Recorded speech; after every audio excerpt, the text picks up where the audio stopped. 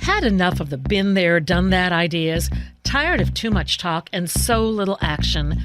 Rewind now and welcome to Transformation and Change Radio with Dr. Kathy Obear, where the vision of true equity, inclusion, courage, and purpose meet powerfully. Dr. Kathy delivers with dynamic, engaging conversation and the most authentically brave dialogue on air today.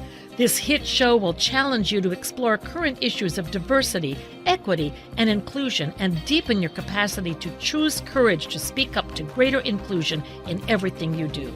Fasten your seatbelts and accelerate your effectiveness to become a powerful change agent in your life, community, job, and society. Imagine true equity and inclusion and get the tools to really manifest your vision. No frills, no fluff, just really powerful, good stuff. Transformation and Change Radio starts now. Just want to welcome everyone to this show. I am so excited to be talking about leading organizational change in these times. A candid conversation with my friend and colleague, Dr. Amoaba Gooden, Vice President for the Division of Diversity.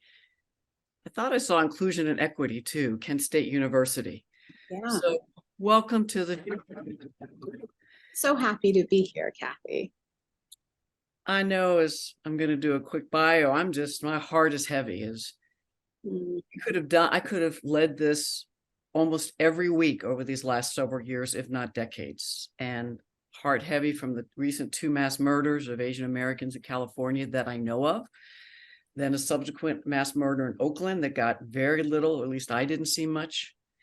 And then today, after a month of prosecution, the video of Tyre Nichols, the African-American man pulled over for a traffic stop.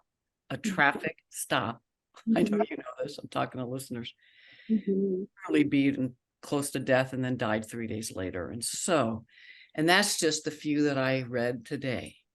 And so in these times, in addition to what's happening nationally, particularly in many states, the assault on K-12, higher ed, organizations doing EDI, social racist justice work, I couldn't think of anybody else I wanted to have a series of conversations with. Dr. Amoaba Gooden.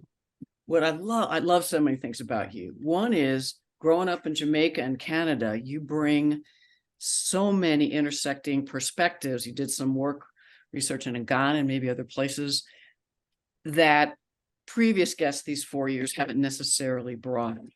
And then did some of your first couple post-secondary degrees in Toronto, Canada, and then came to Temple to do more work on women's studies, African-American studies, which you got your doctorate in. Your depth of research, I just read one of your articles with some of your co-authors. Can't wait to read more. And your commitment to truly, it's in your bio, use higher education as the pathway to drive community mobilization and change for racialized and other underserved populations. And so what I'm struck with is that a researcher, publisher, professor, it seems to be a common pathway to senior diversity officer, where you now serve at Kent State University. And so I can't wait to just dive in. Insights, personal experiences, thoughts you see on the national level, because you also was one of the co-editors of NADIHE, the National Organization Diversity Officers in Higher Ed, the framework for advancing anti-racism strategy on campus. So as listeners, you're listening. Yes, we might be focused predominantly on higher ed in this session, and any and everything we do can translate to any other type of organization, I believe, as we've been doing. So mobilizing for social justice. Welcome, and I can't wait to have a conversation. So happy to be here, Kathy. Looking forward to the conversation. I would love if you wouldn't mind starting off with just kind of a little bit more about yourself, how you personally are doing in these times. Well, thank you. As you shared, my name is Amoaba Gooden. I use she, her pronouns. I identify as cisgendered, straight, middle class, Black woman without any visible disability. And I offer my pronouns to stand in community with our trans brothers and sisters and members of our LGBTQ plus community. And then, of course, my identity, because it demonstrates where my privileges are, where my gaps are. But also I do that because I've done some really deep personal work, and I encourage people to do that work as you take up social justice work. We really need to understand our positionality, how we show up in the world, for sure. I'm still sitting with how you led with your privileged identities, which white people rarely do, much less folks who are experiencing such personal and group level oppression through racism, white supremacy. I'd love listeners to know a little bit more about any life experiences you have. Yeah. Wherever you're willing to share, knowing this is audio and video, and it'll be live out, so that they get a little context of how you came to be. Yeah. Thank you for that question. I've been thinking about that more deeply for the last couple of years. I think we don't do enough of that work, really thinking about how our life experiences really create these foundational, right? The foundation of who we are. I remember I was young, a little bit under 10, when I read Harriet Tubman Moses of Her People. And that really stayed with me. It was the first time I was introduced to the history and the life experiences of African folks, even as a Black Jamaican Canadian. We didn't learn any of this in school. And I was really struck by Harriet's, her passion, her commitment to transform the United States through one single act at a time. And that really influenced me and stayed with me. I remember listening to reggae music that my parents played all the time, and really learning about the world, through lyrics by Bob Marley and Peter Tosh, Get Up, Stand Up for Your Rights. And I remember being in the basement at one particular moment and literally physically getting up, because I knew that I wanted to be an individual who stood up to fill the gaps, but also who would stand up for social justice and for change. As a student at the University of Guelph in Southwestern Ontario, I was deeply influenced by a Professor Clarence Munford, but also by my fellow undergraduate student activist, Nicté Medina, Charmaine Crawford. We were reading Bell Hooks, Angela Davis, and Derek Bell, and really thinking about and listening to like Faith Nolan, who's a Canadian folks artist, and really being influenced by Winnie Mandela in South Africa during the anti-apartheid movement, and joining some of that kind of grassroots organization in Canada, as we really came to understand ourselves as citizens in Canada, but really as global citizens, and really wanting to change. We want to change for ourselves, but we understood that we stood on the shoulders of those who had gone before us. But we also were thinking in terms of the future for ourselves, but also just for the rest of the world. And those three things really influence how I show up, how I do my work. Those scholars and individuals still influence me greatly. So a little bit of my history. I'm reflecting on mine, as I guess the listeners are, and we are so different. It was many more decades before I had much of a call that I listened to for real social justice. I'm also struck, I listened to Heather McGhee was interviewed by Dr. Beverly Tatum last night. Mount Holyoke College and several other colleges, Spelman and I think another. And she talked about, as a student asked, what can I do? How do I? And she said, if we can get more students to do just what you did, Amoaba, to find one area that you have passion about, get involved, community work, and learning to work collectively and collaboratively, and you don't have to be overwhelmed by it all, start here. And that one piece comes up in me because my guess is folks are feeling overwhelmed. Yeah. Oklahoma today is announcing, or maybe it was yesterday, that they're now asking every higher ed institution and maybe K-12, every dollar spent on equity, diversity, inclusion the last 10 years is what I read this morning, following what Florida's asking. So this culture of fear and the threat of fentanyl, what's the criminal F word? Well, it's a major criminal. Okay. For librarians to have books in their K-12 in Florida. Okay. Word of Yeah. Until I'm stirred because I can't find words. So in these times, what are some of the challenges in Mm. higher ed, K-12, other organizations, as we're working for a fair, equitable Mhm. world, spatial social justice challenges, and then maybe opportunities if you see them? Yeah, and that fear is real, Kathy, and I don't want to dismiss it at all. Because there are times where you feel that you shouldn't have a reason to be fearful. I mean, individuals are fearful for their life. They're fearful for loss of employment, are fearful of being surveilled, and that's real. So I encourage people to have conversations with colleagues who are doing this work in your place of employment, in your city, in your state, across the country, because that is real.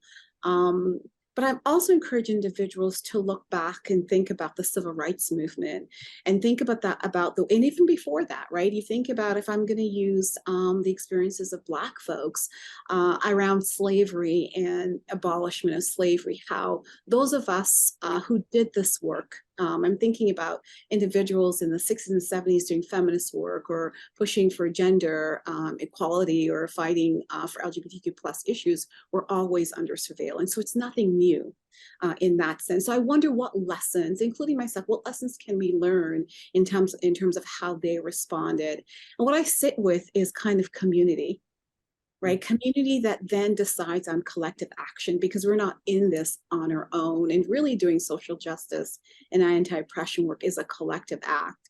So thinking about the lessons we can learn, how can we use the energy of community to build our resolve, to care for us? How can we pause in those communities to build ourselves up as we decide to take this on? I do recommend also that if you are an individual who is isolated and you're the only person in that institution, that you find a community right now. It might not be in your institution, but it might be in your city, in their state, but find somebody who you can reach out to do this work. Because the only way to push back is going to be collective action. I was talking to some senior diversity officers yesterday who are in a state where there's legislative attacks like the ones we've named. Mhm. And we were wondering where people can go. So I love that you're offering build your own network community, and it might be that underground people you know and trust come together, strategize, share below the radar. And I also wonder, it may not be a good strategy, but I wondered about some national organizations pulling together some national conversations or regional conversations about these times, how to support folks doing the work, especially in senior levels, but then strategies to work with these times with the legislative organizational dynamics.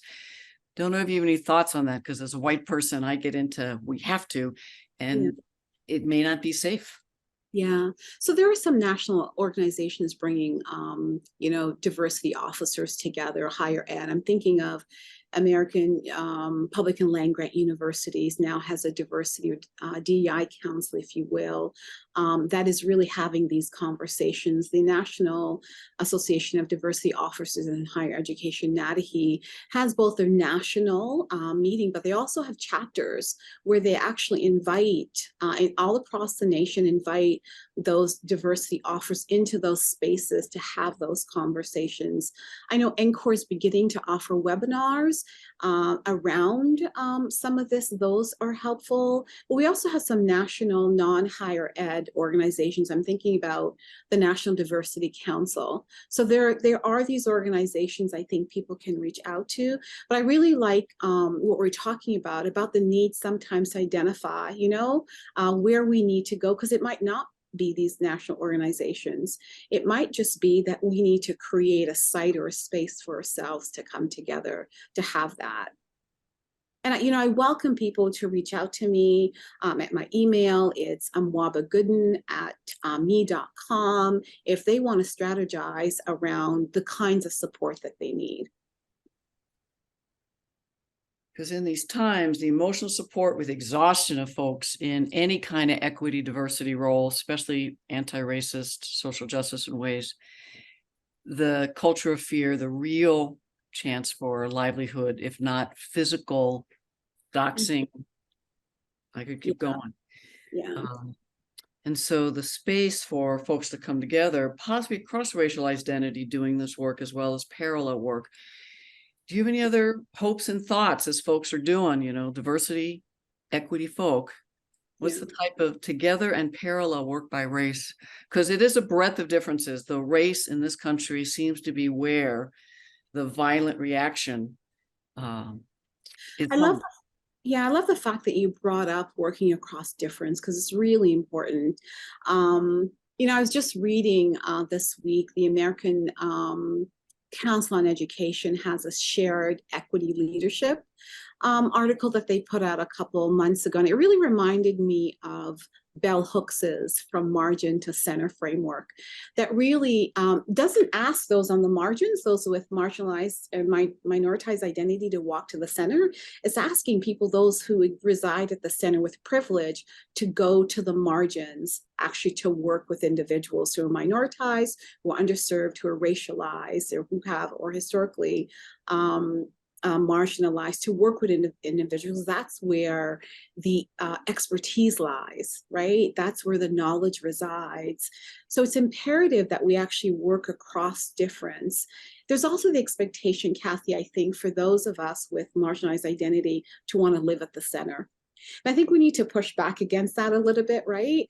Because if we think about the center as power and privilege, why would we want to live there and reside there? And so to think about recreating the landscape of higher education where leaders are actually working with multiple people to develop a model of shared equity, a model of change, so that it's a collaborative process and not an individual process. Okay, you could see by my face, I was like, what? Because again, in all my privileged identities, I'm like opening doors, sponsoring, let's shift hiring practices so we get folks with racial consciousness, competence, identity in positions of power to also help change. So could you say more about what you envision are possible other models, and especially if you have small pockets where things are happening? This is what brings me hope. I don't know if listeners are excited about these possibilities yet. Yeah, so I'm not saying that those of us with marginalized identity should not all reside, work at that center. We totally have to do that. What I'm asking us to do is think about how we move and collaborate in institutions to bring about change. So history has told us that our colonial model and structures have not changed.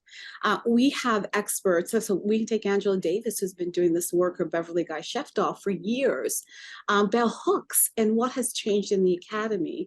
So I'm offering is that we think about how we do this work differently so we can sustain ourselves, so we can thrive, and so that we can actually live, so that we are moving, right, individuals who have power and privilege to the margins to work with those in the margins, because that's where the power and expertise lies. And even though we're placing individuals in the center, those individuals such as myself or you are still, we live also at the margins, even though we might work in the center, right? So we're going back and forth. So I'm asking leaders to reframe how they think, how they organize, who they bring to the table, who are the experts, and who they're honoring, whose voice they're honoring in the process. Really flipping who are the experts, when particularly in the academy, whites, you had male, cisgender, upper class, middle, upper middle, have been taught. I know I was taught, you're the expert, your value is your competence, how much you do, your work is your life. And so what specifically could that look like? Because right now, many campuses and organizations would have diversity councils, equity councils that might be seated by the leadership group and maybe meet occasionally, but they're often parallel. They're affinity spaces or business ERGs, employee resource groups. So what other models could, if leaders are listening or people want to manage up, what are other ways to have leaders move and work to the margins and really center the expertise and competence of those who've been marginalized? So I'm thinking about some of the sessions you offer on, identity and positionality, right? So I think it really begins with the self-work. really thinking about how you're positioned, what your privileges are, how your identities or how you identify, how that ties into the power structure. So doing some of that personal work as kind of a first step, if you will. And this is if you certainly for everybody, but especially for those who are white doing this work, really doing that work. And so what it might look like is if I'm thinking about the Diversity Council, whose voice sits on the Diversity Council? How are they compensated for their extra service in the organization? How are their voices valued when they're making a contribution? And are they identified in doing this work on a regular basis across the university? So that, this is also professional development also for some of our staff and faculty participating in that process in changing the landscape of what the university looks like. And of course, who gets hired? To do this work? And are you only hiring those with marginalized identity to serve as DEI individuals, or do they have other positions like chief of staff or president or CEOs, financial officers? So how people are placed in the organizations is also really important because it brings a diversity of voice. So for me, it would be who are you hiring? Are they doing that individual personal work with individuals? And how are they bringing the voices of those that are marginalized to the table so they're valued and individuals could see that their voices matter in transformational change? Mm-hmm. And so it's not just a few who get appointed to these committees. There's a cross-section or a community change process where there's lots of voice, there's lots of input beyond an annual survey, a few focus groups. There's some type of mobilizing, get involved, ongoing transformational change. And really pushing back against this idea of an individual as, I'm going to say, the hero, right? So some of my research looks at leadership and collective action. And really in Western thought, we overvalue the individual as a leader, as a sole entity of change, when in fact, if we look at MLK, his path to leadership came out of collective action of the community, primarily women. So really rethink about how we identify leader, both individually, but leader as a collective action or as collective leaders. I think is really important for transformational change. And the whitewashing of Dr. King to these, few quotes that I see a lot of white colleagues post this month. And I'm reminded every year about he was against militarization and war and economic injustice and poverty. In addition to racism. Yeah, really quite radical, right, in his later days. Yeah, but we have whitewashed and sanitized him, so he's palatable to the white imagination. And to your point, you got me thinking, having him be the hero. So theoretically, once he was assassinated, assuming that the work. Yeah. And so as you think about ways you've seen, done, people are talking about how do we create more sustainable, transformative social justice, racial justice in these times. When I'm seeing, and I'm hearing some colleagues say, top leaders have pulled back from their commitment to what they said in those letters after George Floyd was murdered 2.5 years ago, that may not be what you're seeing. But in these times, in the national context, international context, what are possible ways to keep the work moving forward in a sustainable way, organizationally and personally and collectively? Yeah, that's just a great question. What I'm seeing across the nation is that some of the leaders of our institutions are fearful, right, because of legislative action. And also, certainly the last year, the focus on critical race theory, right, and the impact it's had at the state and city level, for sure. Loss of funding is a huge concern for leaders. One of the things I think will be helpful to leaders is really to think about what we're talking about, collective action. Really resisting this idea that only one individual could do this work. I think it's so important. So I think coming together, identifying what the challenges are, whether it's institutional level, the city level, the state level, and then working nationally to address this. We know from American history that only through collective action that change occurs, and that's something that we cannot and should not lose sight of. I understand that as university leaders, the framework in which you work doesn't lend itself to collective action. But we know all university presidents, for example, meet across the state in a collective group. Can that body, right, be diversified and then offer a challenge to state legislature? Yeah, can that body use the voice of the staff, faculty, and students to advance change? Students are a powerful source in this. We know this. We've got at Kent State, we have the Black United Students who, you might not know this, but it was really the first organization to formalize Black History Month at the higher ed level. So celebrated it for a month, documented in 1970. So there's so much power in student population because they're not tied to an economic infrastructure. But I think thinking about how our students are a powerful voice and change is going to be really important, I think, for higher ed in general. Totally agree. And you're thinking about the presidents organizing. The same conversation with senior diversity officers, I wondered if we had lessons from post-Reconstruction. And again, I don't know how many parallels there are. Yeah. History major, and I've learned a bit more. And what one of the senior diversity officers said, one way between then and through the 50s, 60s was to have whites, so folk of color and whites organizing, folks of color and leadership expertise, and then saying, but white folks, you be the face here, or you go talk to this person. And so I'm wondering about how many presidents, vice presidents are white and or have other privileged identities, and see our role as you said, let's get the voices, our deeper understanding, and then how do we use our positionality and privilege to lead with other systemic change and take the hits, because presidents, VPs, provosts, there's far less risk. Yeah, that's right. And it actually, you had asked about what I thought about affinity work earlier, and I didn't address it. So you're right. This is an opportunity for those who are,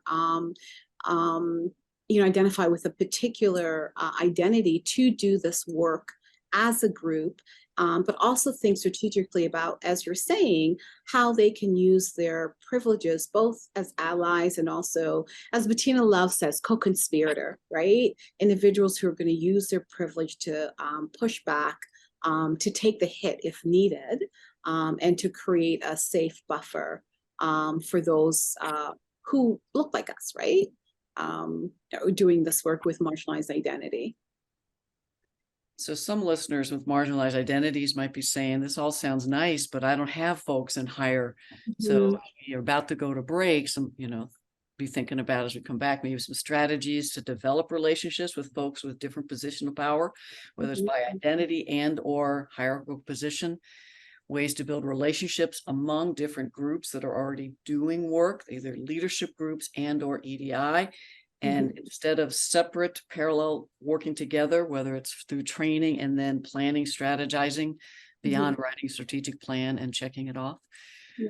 I think we just have a couple minutes. Did that spur anything? Yeah, it did, for example, and I'm very conscious of the fact that not all diversity officers have an ally and a co-conspirator in their spaces. I'm actually, just saying that makes me nervous, right? And I can't imagine the space that an individual who does not have that buffer lives in and what they face. Yeah. As it goes back to our earlier point about finding one individual that they can rely on, if not in the organization, outside the organization, so they can strategize, because there's no way that an individual can actually face that and address all those issues on their own. So they might have to find affinity groups outside of their organizations and learn how to strategize and bring back some of those skills to the organization. Yeah. And maybe one other person on the president's leadership, and or within the provost leadership, depending where they're sitting, that has a voice, is listened to, and needs more development, but then they're willing to listen to expertise and partner. I can't wait to come back from break. Dr. Amoaba Gooden, could you please say your email again and how people can find you if they want to do follow-up conversations, bring you to their organizations for coaching, consulting, training? Sure. It's amoabagooden@me.com. AMOABAGOODEN @me.com. Thank you so much. And I'm Dr. Kathy Obear, Center for Transformation and Change. And again, on the website, you'll see access to some open resources, my Leading White Accountability Groups, Navigating Difficult Situations course, and others. And my website, drkathyobear.com. Even more resources there. All my books are free. And so just breathe as you're listening.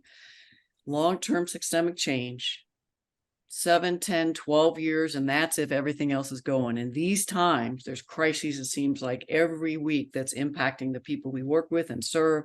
So just keep breathing. When we come back from break, we'll keep digging deeper with Dr. Amoaba Gooden.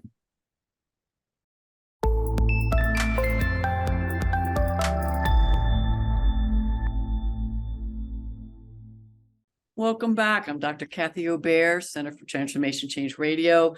Can't wait. Dr. Amoaba Gooden, Vice President for Division of Diversity, Equity, Inclusion, Kent State University. We kind of left off talking, and we wanted to talk more about how do we support folks doing equity work in organizations, particularly if they're in more mid to senior level, equity officers, senior equity, diversity officers in these times. And I didn't know if you had other thoughts about what could be needed there. Yeah, and that I must say that I'm so glad that we're talking about this, and I'm thinking about a couple of individuals that I've spoken to that are in these positions that are feeling really isolated. And my one immediate piece of advice is self-care. Identify how you can take care of yourself, both personally and professionally, because the institutions will always be there. So you want to make sure that when you exit institution, you're exiting as a whole individual who is healthy. So that's my first advice. The second advice is to try, if you can, if it's impossible to build relationship within your unit, and which I know might be possible, try and find an ally outside of your unit. That ally might look like you, but it might be somebody that's different.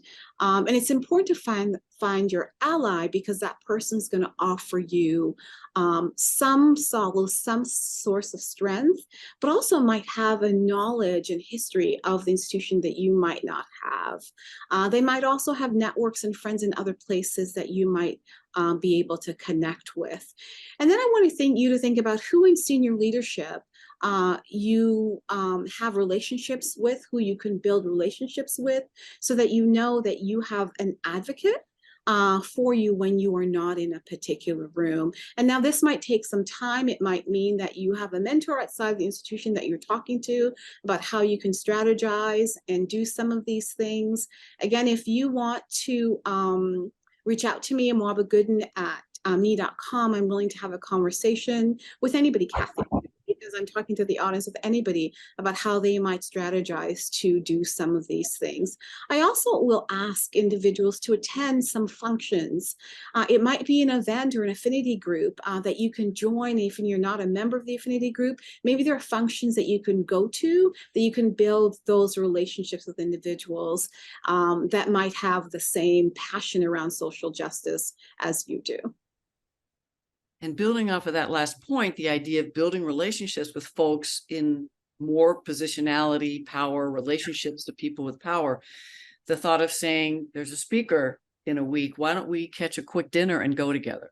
Yeah. And so it's the breaking bread together, just be able to sit with folk. Now, again, that takes long. It also takes energy, which, what is that? I'm reminded how the story is Mahatma Gandhi in India built a relationship with the daughter of the governor, colonial imperialist governor from Britain. And through that building relationship, then she worked with the governor, her father. So that's what I remember about the story. I just always remind myself that is, as you said, through community and coming together and brainstorming. So let's say a senior diversity officer or director of a multicultural center had one ally. Talk with them about, well, who are the potential allies and how can we collectively, our whole equity team, brainstorming who is almost ready to be a sponsor, mentor, ally, and then who can work with them so that it's those good organizing principles that were civil rights in the 60s before that you were talking about. The other thing that comes to mind, I'm sorry, you coming in? Yeah, I was thinking as you were talking, Kathy, is that there's a contradiction in doing this work. Those of us who do this work in institutions are often hired to respond to the urgency. I'm thinking of MLK's urgency of now. But the reality is to do this work takes time. You have to build relationships and you have to be able to trust. So it's sometimes contradictory, based on our job description expectation, but what the reality really is. How organization change really happens. Yeah. It's so slow. It's even slower than turtles.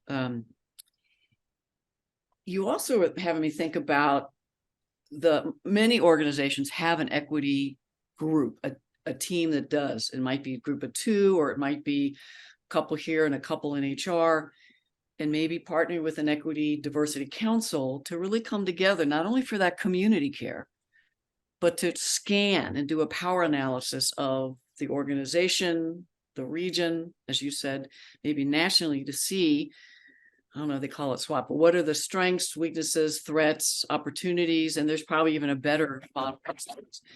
But to have folks feel in community while they're analyzing, talk about their personal fears, what their family is feeling, if they have friends, but to have a community where in a sacred, confidential space, and also strategizing. So really learn from community organizing for centuries, and how do we bring that into equity work in formal organizations like a college, university? I don't know what you think. Yeah, no, I think it's a great idea. I'm thinking about, I recently traveled to another state and had a wonderful meeting with a number of women they were doing this work, not all in higher education, but personally, just for me, having that dinner was so rewarding. As I listened to their challenges, I was able to offer opportunities to think about, and they did the same thing for me, but it was so rewarding. One, I didn't feel like I was so isolated and alone, but I was building community with individuals who had been doing this work for such a long time. And that was really, really important for my well-being as well as my professional development. Well-being, professional development, and opening up strategies for change when we can share. It's not just me, because my fear is the pressure that individuals like you feel. I have to do it by myself because the system wants you doing it. And when you don't call back, text, president's calls, I'm not saying you personally, then the retribution that happens if you don't cater to the demands of the cabinet members, everybody in the provost office who looked at you as the hero, the savior, the MLK. I'm sorry, that might not have been a good analogy. No, it's perfect, because I think we all are called, I think in positions like this, to be the hero, to show up as the soul, right? Solution person, the person providing the solution. And in fact, most of us have to check our ego at the door, right? And really think about, what does that mean for my ego if I'm going to be the savior of this institution? Is that the best way to go forward and to be of service, not only to the institution, to yourself, but also to your community? And the way I look at it, Kathy, is everybody on Kent State's campus where I work should actually step in and do this work. Because after I'm gone, I'm hoping that there is a legacy, but also capacity, individual, organizational, for other people to step in and do this work. But the system, as you're saying, pushes one individual, the expert, one individual, the provider, right? The responder to all of these things. I don't know if that's that glass cliff analogy somebody mentioned in one of the shows earlier. And as soon as we don't give you the resources or support, do it for us, do everything we tell you to do. But as soon as it's not working, you get pushed off a glass cliff. Exactly. Yeah, this idea that, and that gets back to your question about individuals who are doing this work on its own. This is a really great opportunity for leadership to think, well, can one individual do this work on their own, and how do they need to be supported? And are we actually building this glass cliff that we're going to either push them off, or they're going to fall off because they have not been provided the support to actually do this work? Yeah. Throughout this radio show, we've talked about the critical need for leaders to create clear competencies they will require, hire to, hold people accountable, and that they will then in their organizations be responsible for, as well as collectively overall. What I'd like to talk about a bit more is, since George Floyd was murdered, I think so many senior leaders are getting much more pressure to not do this equity work, especially racial justice. And so I didn't know if you could talk about maybe some of those pressures and the dilemmas that leaders are in. And then we might get to some creative ways that some are working within those. And maybe it is under the radar. And thank you for actually asking that question, because that pressure is real. I mean, and that pressure is threatening to deny funding. Mm. Funding based on, as we know, what's in front of the Supreme Court right now, race-based admission, right? And that's a real threat. So leaders do have to respond and think critically about what that means to their institution. And again, I think I always go back, well, what can we learn from past grassroots movements? What can we learn from the feminist movement, from the civil rights movement? And one of the things I've learned, and Malcolm X said this, by any means necessary. Now, people actually imagine that meant violence, but it really, really wasn't around that. It was about what do you need to do at that one moment to have a particular end. And for us, if it's social justice, what can we do, right? To be responsive, recognize a threat is happening, but to be forward thinking. And I don't have any solutions beside offering, again, collective action. Coming together with a number of people who are experienced, learning from national organizations, from local organizations, about how we can actually respond to this threat. I'm thinking about some of the, anti-gender affirming care that's in our national legislature, and what we've learned from how people have responded, which is to go to the legislature to protest, but also to put experts on the panel. So I think there are different ways that we can actually approach this, for sure. I know some leaders across the nation are thinking about race-based admission and thinking about how they're advertising and marketing, right, and recruiting students, and thinking maybe around social class. We know race and class are mirror images of each other, thinking about first-gen students, and we know those who are Pell eligible are those who are also historically marginalized, and really thinking about the language they're using in marketing as a response to what's happening nationally. But they're coming to that decision based on conversations with leaders across the nation. And so folks are listening, who's even in your city, your region, or even your organization. So it's not just a president and cabinet member, senior university officer, but other folks doing key equity work. Come together, talk about what's really going on and what could be some strategies. Because my wonder is folks below the cabinet level may not appreciate how donors are pulling $5 million grants, how your board is threatening to fire the president. And if people watch the news, higher ed news, the last year, you'll probably see a good bit of these themes. And so in addition to the legislators, so to have this collective group come together and understand all of the threats and not just what they see from their positionality, and then do some strategizing. Go. I really like you reinforcing the fact that leaders don't need to only rely on leaders to be a part of that collective group, that they have to, again, walk to the margins, right? Use different people and different levels of expertise to come up with a solution and a response. To your point, I'm thinking directors of the different equity centers, and maybe within that, the folks that are doing the student development as well as training, folks that are doing EDI training in the different pockets, whether it's an academic, whether it's in HR and training development, the folks that are doing hiring, staff, faculty, leader. So those are all just pockets. And then there are just so many generic pockets of EDI work that have just come up. Many faculty have centers and those sorts of things. And so collectively thinking about how do we keep, okay, I just paused because if people record these conversations and put them out, then other organizations might find out what you're doing. So I just want to be clear that these aren't safe spaces. And yet to be able to say, how do we, student success, full breadth of differences within this context, how do we keep doing what we're doing? How do we continue to hire people with the cultural competence we need to do this work? How do we keep hiring and retaining and letting? So having those conversations locally and nationally, I was just saying to someone this week, can Can we talk about it as equity inclusion, serving the full breadth of our students, staff, and faculty, retention? So some of those, as you were saying, without saying people of color, race, racism, white supremacy, culture, and my body just went, and I hope I'm practical enough. I've been willing to do workshops where literally the people said, you can't say oppression, you can't say racism. I said, well, what can I say that gets to the same outcome?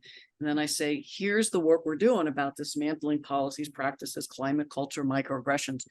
Oh, you can't say microaggressions. So I can say daily indignities, unproductive behaviors. Yes. So I was willing to negotiate some terminology. Can't say anti-Blackness. So long as we're talking about transformative change at the individual, group, and organizational level. Yeah. That's difficult, right? Yeah. And I do think for those of us doing the work, we do need to take a pause and think about whether this is a space to actually continue to exist in, right? Based on how we think about our own authenticity, about how we want to do the work. But again, I'm going to go back to the civil rights movement and Malcolm X by any means necessary to advance social justice and change. And there are times where we are going to have to compromise. But, you know, I'm also of the mind that, and, you know, maybe the listeners are not going to agree with me. I don't know if you'll agree with me either. I'm not in this to change people's hearts and minds. I'm in this to transform our practices or policies or procedures and our processes. Everybody has equal opportunity. Everybody has equity and access, and they actually can feel included and they have a sense of belonging. Yeah. And also, and maybe at the end, people will be able to see the world through the lens of some others, right? And can maybe empathize in terms of how individuals show up. I read earlier this week, and it was one particular white male leader who was asked to lead an EDI effort. And he really talked about his struggles with it. And his struggles stopped when he paused and began to think about his own history, his own positionality, his own privilege. And he built deep relationships with people who are different from him. And he began to care about them. And when he began to care about them, that's when he was able to really begin to work with communities to really impact change. And move to the margins and be with people, as you're saying, and then use his privilege. Because many organizations are not ready for someone like you or other folk of color, even some white activists, to be working in EDI offices. They're just not ready developmentally.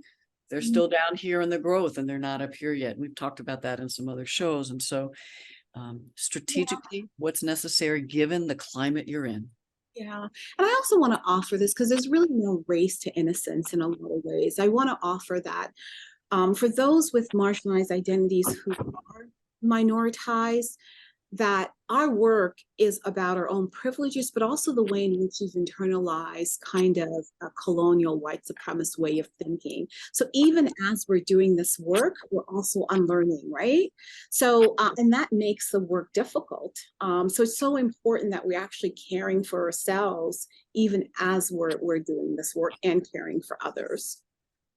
And that brave, safe, confidential space for folk in the affinity, marginalized identity is where I believe so much of that healing work is so deserved, supported by institutions, unless people would be punished and outed if they do it. And so people who are listening, they can help create those.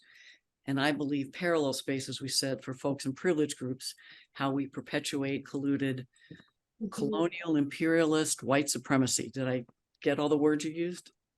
Yeah. Although I'm not sure if I used all of them, but yes, I'll take them. So just breathe, listeners. I wasn't able to use those words until after I got challenged to dig more after George Floyd was murdered to see what I was missing in my work. Whew. And I'm going to offer this because I think oftentimes when people hear those terms, it's weaponized at the individual level sometimes, right? But really when the terms are offered, it's thinking about systems of oppression that support a particular way of being. We can think about the recent killing, right, of Tyree Nichols as an example. So all of us, there's really no race to innocence, and all of us are implicated and need to step in to advance change. I think you've really hit on something that's been a theme of how people in our privileged identities, often white, take it personally if we say something that we get confronted about, or we're asked to do something different. And it's like, oh, I'm not a good person, I'm a bad person. And so hearing these terms about a colonial mindset, I love how you're saying, actually, it's a mindset we've all absorbed, white supremacist mindset. And again, they're not saying everyone's white supremacist as in those that have joined these groups and publicly say, I'm a member of these groups. It's the culture, the way of being, centering white culture is the only right way to be, and the oppression that's built in to systems for centuries that we're still perpetuating in our silence and naivete and ignorance. White accountability groups can be wonderful interventions in your organizations, having leaders come together with other white folk across the organization to do that self-work. And to be honest, an organization I was brainstorming with, and they were doing it now by gender. So because I've done some white women and folks that were socialized as white girls work. So we'll do that. And then I said, people socialized as white men with white privilege, however they identify today, I could help facilitate that group in my kind of arrogance. And so we're going to try it. Deep healing work. That's great. So I have a question to ask. So I read actually a couple weeks ago that there is a fear around talking about whiteness because it will give it more currency, if you will. It will legitimize it in a way and make it important in a way that we shouldn't recognize. I wonder what your thoughts are on that. And then can I ask you? Yeah. My tendency is to talk about the elephant in the room, the water we're swimming in, whatever metaphor. And so I can appreciate, especially if this fear is coming, well, wherever it's coming from, the margins or the center. But I think in my privileged identities, until I really could talk about what classism looked like, where it's showing up in me, whiteness, how whiteness is showing up in me, racist attitudes, behaviors that I have done, could still do.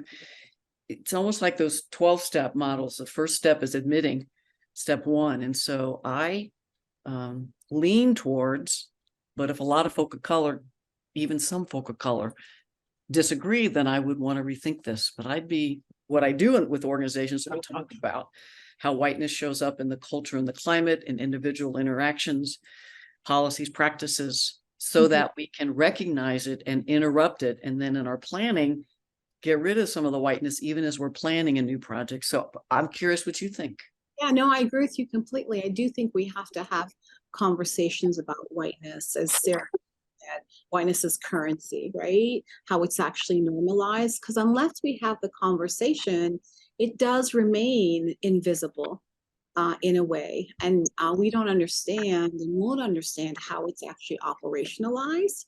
So I think it's imperative and important that we continue to have the conversations, just as we do around Blackness or indigeneity or gender, right? I think we have a topic for our next conversation, because you've agreed with that. We have a few minutes left. Is it okay if because hearing Heather McGhee, and if people don't know her book, The Sum of Us, Heather McGhee, The Sum of Us, go get it, read it. And or if you're an auditory learner, you can get it on there, or there are many podcasts. She actually has a full podcast this year. But Chris Hayes and Ezra Klein, I know I listened to those a year and a half ago or so. One of her central things I think she talks about is the solidarity dividend, And this idea, as you were talking about a moment ago, it's in all of our best interests to dismantle any policy, practice, norm, way of being that actually does not open up to the full humanity and thriving of all. And that might be what we talk a bit more about next time. But I didn't know if you had any thoughts about how do we support folks in their privileged identities to begin to recognize the solidarity dividend that in the South they close. Actually, I think Cheverly, Maryland, I think they might have changed our pool when they were integrating pools. 2000, I think, across the nation were closed or filled in with cement So the entire community no longer had public pools. So that metaphor of filling in the pool. So how do we help people in their privileged identities realize it's in everyone in their best interest to do equity change work? Yeah, that's a great question, and I have to read Heather McGee's book. I'm thinking, of the work that we do on identity when we were doing work on bias, microaggressions, and race, and using the people's lived experience of how solidarity benefits them. It might be a church community, if you will.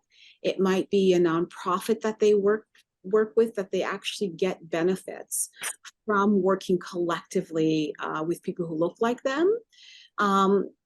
And so I don't know how Heather uses solidarity dividend. I imagine it's about the social capital that people receive from the groups that they're in.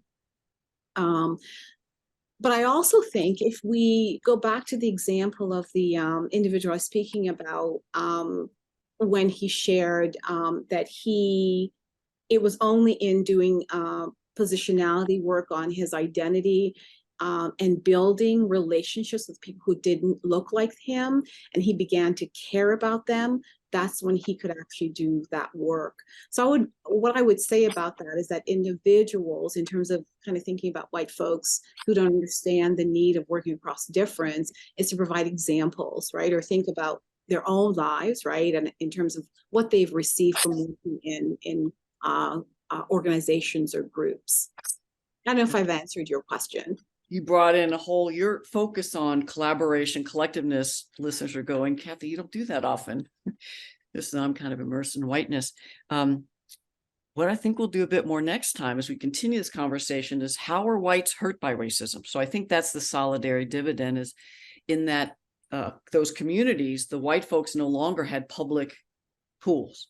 I'm thinking about, I'm going to find out which county in Virginia closed all of public schools when they were going to integrate for 5 years. And it hurt not all white children, because my parents in Maryland sent me to a private high school. So it's that concept of how are people in our privileged identities, how are men hurt by sexism? Don't experience it, but how does patriarchy hurt men? How does this, so that's, yes, I see.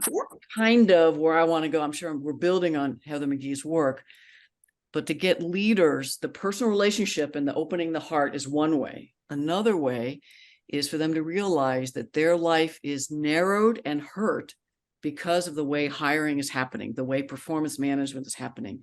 And it's not because it's hurting marginalized folks, it's hurting to be in a toxic work environment, which is often hyper masculine whiteness, right? Hurts all people, even if they're getting class privilege, male privilege, white privilege in the process. So that's kind of, you can tell I'm kind of hyper about wanting to talk to you about that. I'm looking forward to reading Heather's work and then to continue this conversation for sure. And I'll bring in some work, not Tim Wise, Paul Kivel, How Whites Are Hurt by Racism. And so I'll do some thinking, because as folks are listening, it really is, I think, the middle managers and top leaders of any organizations that are the cement. And until we can soften that and get them moving, whether through personal relationship, collective conversation, action, what's in it for them, then we're going to be here facing all this opposition and exhausted until we get folks in positional leadership working with the folks at the margin, as you've said. And I'm not seeing much of that these days. So. Yeah. Okay, looking forward to that conversation. As we close, we just have a couple minutes. Any other things you're working on? Any other writing you're doing? Projects you're excited about, or other advice for leaders and listeners? Yeah, I'm actually really working on putting together a piece on using Bell Hooks framework from margin to center, and really kind of creating a framework that leaders can utilize in terms of advancing change in their organization. I'm looking forward to reading Heather McGee's work, though, to see also what I can actually learn from that to include it in some of what I do. Well, I can't wait to write about this, having folks in the position of power in the centers moving out and partnering, and not that top down, let's help, patronizing. It's actually, we have to work together. So how can we use our different knowledge, experience, wisdom, positionality, power, influence? Does go. I'm telling you, if people on the margins have survived all this time, we've got a lot to learn from those of us living on the margins. We'll let listeners breathe that in as we close. Could you let people again know if they want to contact you? Have you come to the organization virtually or in person? Sure. Amoaba Gooden at me.com, AMOABA GOODEN at me.com. And you could also reach me through Kathy, for sure. Thank you. I forgot to say that. Y'all have my information. If not, you can just Google me and you'll meet. Amoaba, thank you. I hope folks got as much out of this as I did, and I can't wait to continue talking about solidarity dividend, what's in it for people and privileged identities, and the currency of whiteness. We'll come back to that next month. I wish you all the best from Center for Transformation Change Radio. Take care of yourself and take care with others in these times. Take care. You've been listening to Dr. Kathy Obear on Transformation Talk Radio. Thanks for tuning in, and be sure to catch us next time as Kathy inspires listeners to become agents of change, motivate, innovate, and speak truth to power. Step into the courageous you that will change the world. Connect to life-changing conversations to extend your reach. For more information on Kathy and her work, please visit drkathyobear.com. That's drkathyobear.com.